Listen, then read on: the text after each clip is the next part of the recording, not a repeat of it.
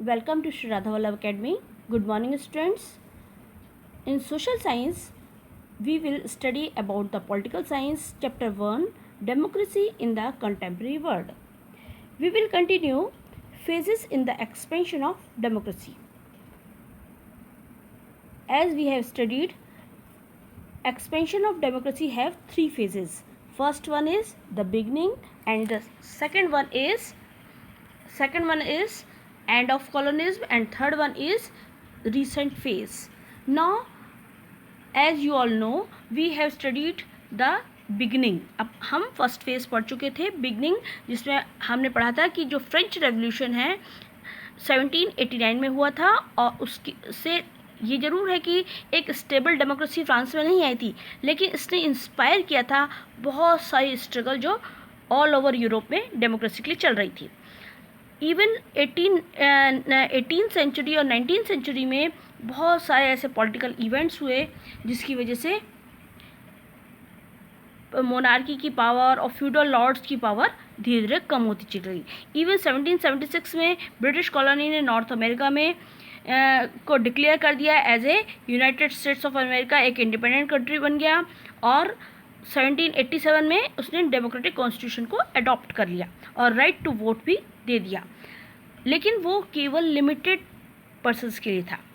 फिर उसके बाद स्ट्रगल चली नेशनल काय के लिए, यूनिवर्सल एडल्ट फ्रेंचाइजी के लिए, ताकि हर कोई, सभी एडल्ट्स, चाहे कोई man, women, rich, poor, black, white, कोई भी हो, सबको इक्वली वोट देने का अधिकार मिले. तो धीरे धीरे एक्सपेंशन स्टार्ट हुआ. Early democracies were established in Europe, North America and Latin America. Now we will move to the second phase, end of colonialism. For a very long time, बहुत लंबे समय से स्ट्रगल चल रही थी एशिया और Africa में, और बहुत सारे यूरोपियन कंट्रीज़ जो थे इनके अंडर कंट्रोल, कॉलोनीज मीन्स उनके उपनिवेशवाद के, उनके अंडर में, यूरोपियन कंट्रीज़ के अंडर में बहुत सारी एशिया और अफ्रीका की कंट्रीज़ रह रही थी. तो वो बहुत ही स्ट्रगल कर रहे थे ताकि उनको इंडिपेंडेंस मिल सके, और किसी भी तरह से वो they not only wanted to get rid of their colonial master, ना केवल वो अपने जो उपनिवेशवादी जो शासक थे, मास्टर थे, उनको बिल्कुल उखाड़ फेंकना चाहते थे, but also wish to choose their future leaders, और वो चाहते थे कि एक अपने फ्यूचर लीडर्स को चुने. हमारे देश को भी 1947 में अपने ना इंडिपेंडेंस मिल गई इस कॉलोनी रूल्स से.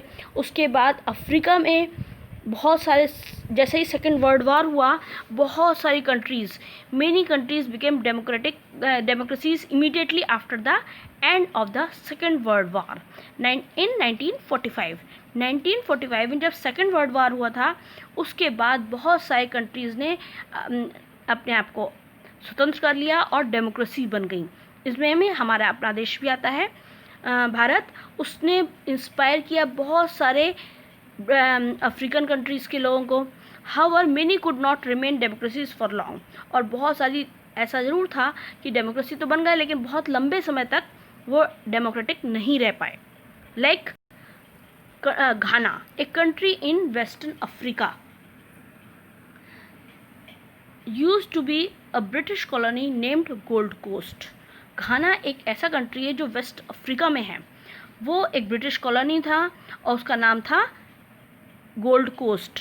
It became independent in 1957. ये भी स्वतंत्र हुआ, जैसे हमारे देश से इंस्पायर हुआ और उसने एशियन कंट्रीज से इंस्पिरेशन लेकर के ये इंडिपेंडेंट हुआ. कब? 1957 में. But it was among the first countries in Africa to gain independence and inspired other African countries to struggle for freedom. और न केवल उसने, ये अफ्रीका का पहला देश था जो कि इसने इंडिपेंडेंस ली, लेकिन इसने बहुत सारी अफ्रीका की अदर कंट्रीज़ को भी स्ट्रगल करने के लिए इंस्पायर किया.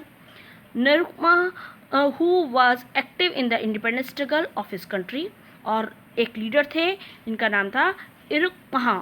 वो एक बहुत ही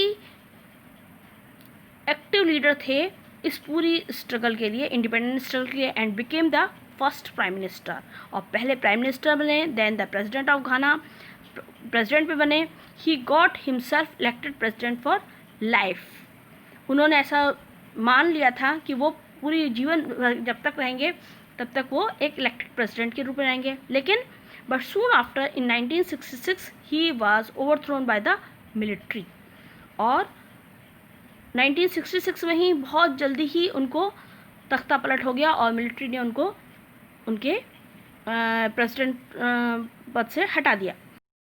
like Ghana, most countries that become democracies after gaining independence had a mixed record.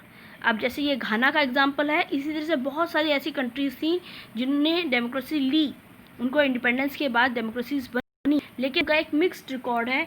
बहुत they could not remain democracies for long, वो लंबे समय तक डेमोक्रेसी नहीं रह पाई। Now we will shift to the third phase, that is recent phase.